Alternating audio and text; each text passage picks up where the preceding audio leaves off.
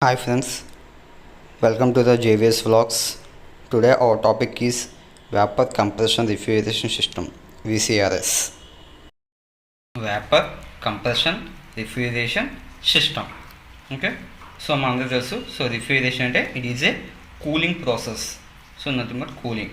Cooling means it is a heat removal process. Okay, it is a heat removal process. So మనకి ఎక్కడైతే cooling వస్తుందో దాన్ని ఏమంటామంటే మనం హీట్ రిమూవ్ చేస్తే దాన్ని మనం కూలింగ్ అంటాం. సో అది ఎక్కడైతే జరుగుతుందో దాన్ని మనం రిఫ్రిజిరేషన్ అంటాం. సో ఇలా మనం కూలింగ్ గెయిన్ చేయడానికి మన దగ్గర చాలా వేస్ ఉంటాయి. అందులో వన్ ఆఫ్ ద వే ఏంటంటే VCR system, vapour compression refrigeration system. Okay, so ఇది మనం ఎక్కడ యూజ్ చేస్తాం? ఇది మనం majority cases house hold purpose కోసం యూజ్ చేస్తాం. House hold purposes like examples ఏంటి? దీనికి మనకి ఫ్రిడ్జ్, మన ఇంట్లో ఉన్న ఫ్రిడ్జెస్ కానీ లేదా ఏసీస్, వాటర్ కూలర్. సో వీటిలో కూడా మనకి యూజ్ చేసేది ఏంటంటే వీసీఆర్ సైకిల్. సో మన కూలింగ్ వస్తుందంటే అక్కడ మనకి వీసీఆర్ సిస్టమ్ ఉన్నట్టు. ఓకేనా? సో వీసీఆర్ సిస్టంలో కాంపౌండ్స్ ఏమేమి ఉంటాయి? సో ఇందులో మనకి మెయిన్లీ 4 టైప్స్ ఉంటాయి, 4 కాంపౌండ్స్. ఓకే, 4 కాంపోనెంట్స్ ఉంటాయి. సో అందులో ఫస్ట్ కాంపౌండ్ వచ్చేకి compressor, second one condenser, third one expansion valve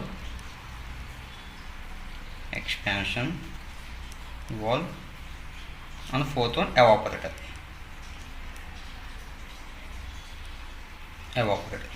so ఈ 4 కాంపౌండ్స్ ఉంటాయి అన్నమాట. ఓకే, సో ఇందులో ఉన్న మెయిన్ 4 కాంపౌండ్స్ ఏంటి?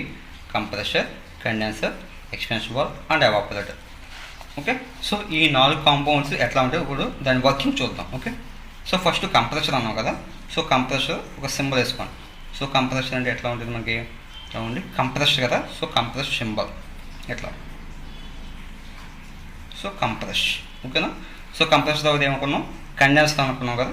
సో కండెన్సర్ ఎట్లా ఉంటుంది అంటే మనకి ఒక యూ షేప్ లాగా. మా ఇంటి దగ్గర ఫ్రిడ్జ్ దగ్గర చూస్తే బ్యాక్ సైడ్ కనిపిస్తుంది కదా, అలాగే ఏసీలో కూడా అవుట్డోర్ ఇట్లా ఉంటుంది కదా ఇట్లా. సో దీన్ని మనం కండెన్సర్ అంటాం. సో నెక్స్ట్ ఒక expansion valve. Okay, so expansion అంటే ఇది కంప్రెసర్ కదా, ఎక్స్పాన్షన్ డ్రా చేసుకోండి దీంట్లో. సో దానికి రివర్స్ అన్నమాట.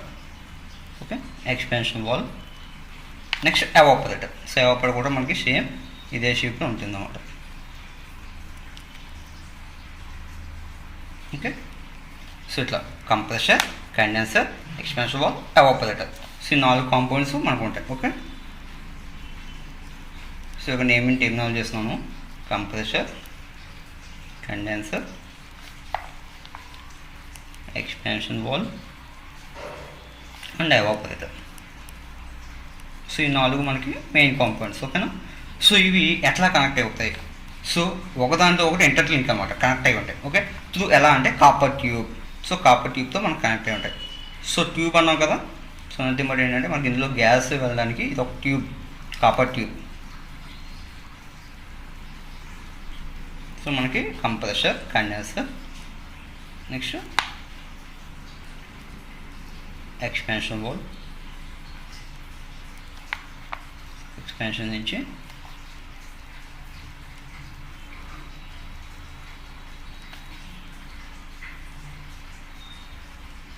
మనకి ఎవాపరేటర్, ఎవాపరేటర్ నుంచి మళ్ళీ మనకి కంప్రెసర్.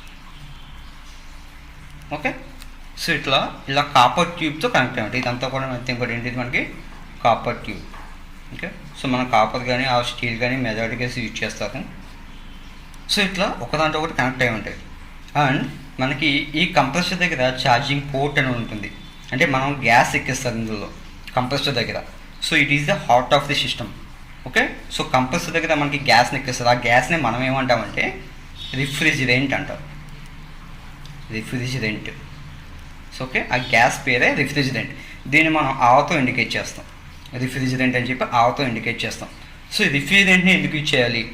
లైక్ వాటర్ ఇట్లా కొన్ని లిక్విడ్స్ ఉన్నాయి కదా, అవి ఎందుకు యూజ్ చేయదు అంటే మనకి రిఫ్రిజిరెంట్స్ అనేవి లో బాయిలింగ్ పాయింట్ ఉంటాయి. అంటే చాలా తక్కువ పాయింట్ దగ్గర కూడా, టెంపరేచర్ దగ్గర కూడా ఇవి వేపర్ అవుతాయి అన్నమాట. సో హీట్ని అబ్జర్వ్ చేసుకుని మనం ఈ రిఫ్రిజరెంట్ని మనం ఇందులో గ్యాస్ కింద యూజ్ చేస్తాం. ఓకే, సో రిఫ్రిజరెంట్స్ అనేవి మనకు లో బాయిలింగ్ పాయింట్ ఉంటాయి. సో ఇక్కడ మనం ఇది కంప్రెసర్ కదా, సో కంప్రెసర్లో గ్యాస్ ఎక్కించిన తర్వాత ఈ కంప్రెసర్ అనేది ఏం చేస్తుందంటే కంప్రెస్ చేసి ఈ రిఫ్రిజరెంట్ని హై టెంపరేచర్ హై ప్రెజర్ ఉన్న రిఫ్రిజరెంట్ని మనకి కండెన్స్లో పంపుద్ది. ఓకే, సో యాదో ఇండికేషన్ చాలా ఇంపార్టెంట్. సో ఇక్కడ నుంచి మనకి వెళ్తుంది high temperature high pressure vapour refrigerant. Okay, so high temperature high pressure vapour refrigerant మనకి కంప్రెసర్ నుంచి కండెన్సర్కి వెళ్తుంది. ఓకేనా, సో కండెన్సర్లో ఏం జరుగుతుంది? సో కండెన్సర్ అని పేరులో మనం చూసారా. సో కండెన్సేషన్ అంటే ఏంటి? మనకి ఈ వేపర్ అనేది ఎప్పుడైతే లిక్విడ్గా కన్వర్ట్ అవుతుందో దాన్ని కండెన్సేషన్ అంటాం. ఓకేనా, కండెన్సేషన్ ప్రాసెస్ ఈ డివైస్లో జరుగుతుంది కాబట్టి దీన్ని మనకి కండెన్సర్ అంటారు. ఓకేనా, సో ఇక్కడ నుంచి ఇక్కడికి వస్తే ఏమవుతుంది? మనకు ఈ high temperature high pressure vapour refrigerant ఉంది కదా, ఇలా ట్రావెల్ అయ్యి మనకు ఫైనల్గా వచ్చేసరికి దాని యొక్క టెంపరేచర్ రిడ్యూస్ అవుతుంది. లో టెంపరేచర్ ప్రెషర్ ఎక్కడ కూడా చేంజ్ అవుతుంది. సో ఓకే, అదే ప్రెషర్తో ట్రావెల్ అవుతూ ఉంటుంది. హై ప్రెషర్ ఈ వేపర్ అనేది లిక్విడ్ రిఫ్రిజరెంట్ కానీ కన్వర్ట్ అవుతుంది. ఓకే, సో వేపర్ లిక్విడ్ అవుతున్నప్పుడు ఏమవుతుంది? మరి అక్కడ సమ్ హీట్ రిజెక్షన్ అనేది జరుగుతుంది కదా. ఓకే, సో ఇక్కడ ఏమైందంటే హీట్ రిలీజ్ అయింది అనమాట. ఓకే, సో మనకంటే ఇది మనకి ఎక్కడంటే ఏసీలో అవుట్డోర్ యూనిట్లో ఉంటుంది. అలాగే మనకి ఫ్రిడ్జ్ బ్యాక్ సైడ్ కూడా ఉంటుంది కదా, ఈ మెష్ టైపు. సో అది ముట్టుకుంటే మనకు చాలా వేడిగా ఉంటుంది, ఎందుకంటే ఇక్కడ మనకి హీట్ రిలీజ్ అవుతుంది బయటికి. ఓకేనా, సో ఇక్కడ హై టెంపరేచర్ హై ప్రెషర్ ఉన్న వేపర్ రిఫ్రిజరెంట్ అనేది కండెన్సర్లో నుంచి ట్రావెల్ చేసిన తర్వాత మనకి low temperature high pressure liquid refrigerant అనేది బయటకు వస్తుంది. ఓకే, ఎలా? By releasing heat into the atmosphere. హీట్ని బయటకు రిలీజ్ చేసి మనకి ఎలా కన్వర్ట్ అవుతుంది. సో ఇప్పుడు ఈ రిఫ్రిజరెంట్ అనేది మనకి ఇక్కడి నుంచి ఎక్కడికి వెళ్తుంది? ఇప్పుడు ఎక్స్పాన్షన్ వాల్కి వెళ్తుంది. సో ఎక్స్పాన్షన్ వాల్, సో ఇది ఏం చేస్తుంది చూసారా? ఎక్స్పాండ్ చేస్తుంది. ఓకే, సో ఎక్స్పాన్షన్ వాల్ ఏం చేస్తుంది అంటే ఈ వచ్చిన హై టెంపరేచర్ లో temperature high pressure liquid refrigerant ఉంది కదా, దీన్ని లో టెంపరేచర్ ఇక్కడ ప్రెషర్ అనేది రెడ్యూస్ అవుతుంది. ఓకే, లో ప్రెషర్ లిక్విడ్ రిఫ్రిజరెంట్ కానీ కన్వర్ట్ అవుతుంది. ఓకేనా, నథింగ్ బట్ ఏంటంటే ఎక్స్పాన్షన్ అనేది మనకి ఒక కాపర్ ట్యూబ్ మన కండెన్సర్ ఈ సైజులో ఉంటే ఎక్స్పాన్షన్ అనేది వచ్చి చాలా చిన్న సైజు ఉంటుంది. ఓకేనా, ఇట్లా అనమాట. సో ఇలా లిక్విడ్ ఫ్లో అవుతున్నప్పుడు ఇక్కడ అమౌంట్ ఆఫ్ ఫ్లో అనేది తగ్గిపోతుంది కదా. సో అమౌంట్ ఆఫ్ ఫ్లోని తగ్గించి ఇక్కడి నుంచి చిన్న చిన్న డ్రాప్స్ కింద పంపుతుంది ఎవాపరేటర్లోకి. ఓకేనా, దాన్ని మనం ఎక్స్పాన్షన్ అంటాం. సో దీనివల్ల యూజ్ ఏంటంటే మనకి ఇక్కడ అమౌంట్ ఆఫ్ రిఫ్రిజరెంట్ని మనం తక్కువ కింద ఎవాపరేటర్లో పంపడం వల్ల మోర్ హీట్ అబ్జర్ప్షన్ జరుగుతుంది. సో ఓకే, సో దానివల్ల మనకి ఇక్కడ ఎక్స్పాన్షన్ అనేది యూజ్ చేస్తారు. సో ఇక్కడి నుంచి మనకి కూలింగ్ అనేది స్టార్ట్ అవుతుంది, ఎందుకంటే లిక్విడ్ రిఫ్రిజరెంట్ ఇక్కడ కన్వర్ట్ అయింది కదా. సో ఇది హీట్ని అబ్జర్వ్ చేసుకోవడం స్టార్ట్ చేస్తుంది ఇక్కడ నుంచి. ఓకే, సో ఈ రిఫ్రిజరెంట్ మనకి ఎవాపరేటర్కి వెళ్తుంది. సో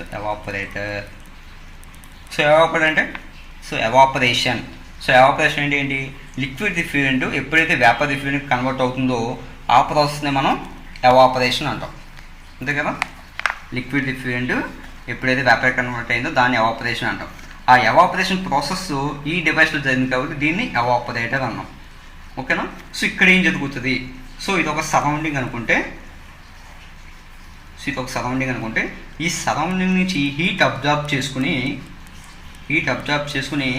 ఈ లిక్విడ్ రిఫ్రిజరెంట్ అనేది వేపర్ రిఫ్రిజరెంట్ కన్వర్ట్ అవుతుంది. ఓకే, సో ఒక ఫేజ్ నుంచి ఇంకో ఫేజ్కి చేంజ్ అవ్వాలంటే అక్కడ హీట్ రిలీజ్ అయినా ఉండాలి, హీట్ అబ్జార్ప్షన్ అయి ఉండాలి.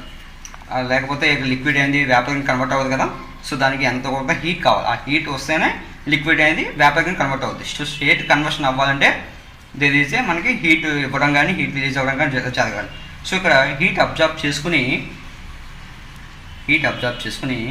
మనకి హై టెంపరేచర్ లో ప్రెషర్ వేపర్ రిఫ్రిజరెంట్ అనేది మళ్ళీ మనకి కంప్రెసర్కి వెళ్తుంది. ఓకేనా, సో అగైన్ మళ్ళీ కంప్రెసర్ ఏం చేస్తుంది?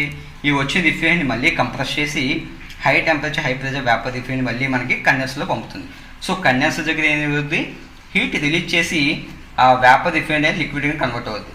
ఈ లిక్విడ్ అయిన రిఫ్రిజరెంట్ని ఈ ఎక్స్పాన్షన్ వాల్వ్ చిన్న చిన్న డ్రాప్లెట్స్ కింద మనకి ఎవాపరేటర్లో పంపుతుంది. సో ఎవాపరేటర్ ఏం చేస్తుంది, ఈ చుట్టూ ఉన్న హీట్ని అబ్జర్వ్ చేసుకుని ఈ లిక్విడ్ రిఫైన్ అనేది వేపర్కి కన్వర్ట్ అయ్యి మళ్ళీ మనకి కంప్రెసర్కి వెళ్తుంది.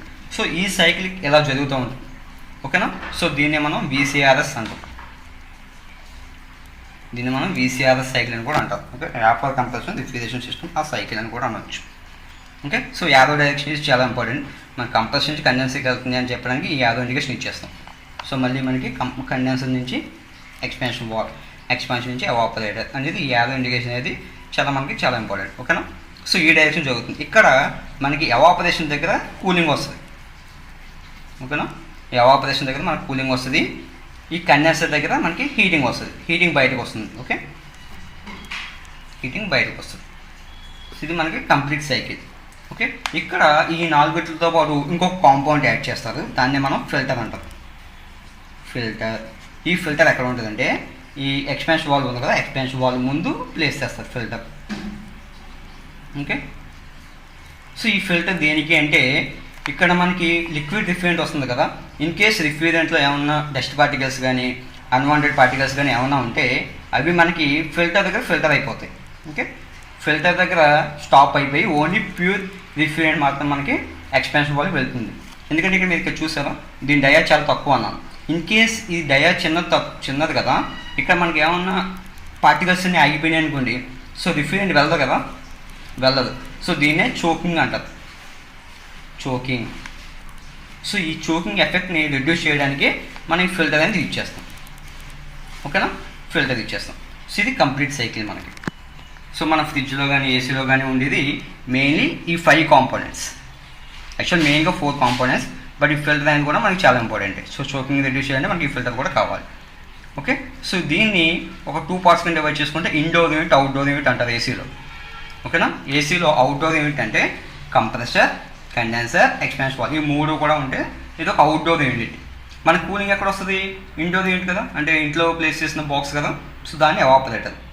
సో ఏసీలో దీన్ని ఇండోర్ యూనిట్ అంటాం, కంప్రెసర్, కండెన్సర్, ఎక్స్పాన్షన్ వాల్వ్ ఉన్నదాన్ని అవుట్డోర్ యూనిట్ అంటాం. ఓకేనా, సో ఇది complete regarding about VCRS cycle. Vapour compression refrigeration system అంటే ఇట్లా వర్క్ చేస్తుంది అన్నమాట. సో మన ఇంట్లో వాడే ఫ్రిడ్జెస్ కానీ ఏసీస్ కానీ వాటర్ కూలర్ కానీ ఇదే ఫంక్షన్ బేసే యూజ్ చేస్తాం, రన్ అవుతుంది. ఓకే, సో కంప్రెసర్ అంటే బ్లాక్ బాక్స్లో మనకి బ్యాక్ సైడ్ ఉంటుంది ఇది. ఓకే, సో దీని కంప్రెసర్ మనకి హార్ట్ ఆఫ్ ది సిస్టమ్ అంటాం. ఎందుకంటే ఈ కంప్రెసర్ వర్క్ చేయడం వల్లే ఈ రిఫ్రిజరెంట్ అనేది ఫ్లోయింగ్ అనేది జరుగుతూ ఉంటుంది. ఓకేనా, సో ఇక్కడ కంప్రెసర్ టూ వర్క్స్ చేస్తుంది. ఒకటి ఏంటంటే డిశ్చార్జ్ చేయడం, ఓకే, రిఫ్రిజరెంట్ డిశ్చార్జ్ చేయడం చేస్తుంది. అలాగే ఎవాపరేటర్ నుంచి సక్ చేసుకోవడం. సో కంప్రెసర్ అనేది సక్ చేసుకోవడం కూడా చేస్తుంది. 2 టాస్కులు చేస్తుంది. ఓకే, ఒక డిశ్చార్జ్, ఒక సక్షన్. ఓకే, సో ఇలా కంప్లీట్ ట్రావెల్ అవ్వడానికి మనకి కంప్రెసర్ అనేది చాలా ఇంపార్టెంట్. సో ఇది complete regarding about VCRS system. ఫ్రిడ్జ్లో ఉన్న కాంపౌండ్స్ ఒకసారి చూద్దాం. సో ఇది కంప్రెసర్, ఇది. సో ఇది కండెన్సర్ బ్యాక్ సైడ్ ఉంది కదా, ఇది కండెన్సర్. సో ఇది ఫిల్టర్. సో ఇది ఎక్స్పాన్షన్ వాల్వ్, మనం క్యాపిలరీ ట్యూబ్ అంటాం ఇందులో అయితే. ఇది ప్లేట్ టైప్ ఎవాపరేటర్. సో ఈ కాంపౌండ్స్ అన్నీ కూడా సో డిఫరెంట్ టైప్స్ ఉంటాయి. సో కంప్రెసర్లో టైప్స్ ఉంటాయి, కండెన్సర్లో టైప్స్ ఉంటాయి, ఎక్స్పాన్షన్ వాల్వ్లో టైప్స్ ఉంటాయి, ఎవాపరేటర్లో టైప్స్ ఉంటాయి. సో నెక్స్ట్ వచ్చే కాస్త మనం VRS గురించి అలాగే డిఫరెంట్ టైప్స్ ఆఫ్ ఈ కాంపౌండ్స్ గురించి చూద్దాం. సో మీకు వీడియో నచ్చినట్టయితే లైక్ చేయండి, కామెంట్ చేయండి, ఛానల్ని సబ్స్క్రైబ్ చేయండి. Thank you for watching.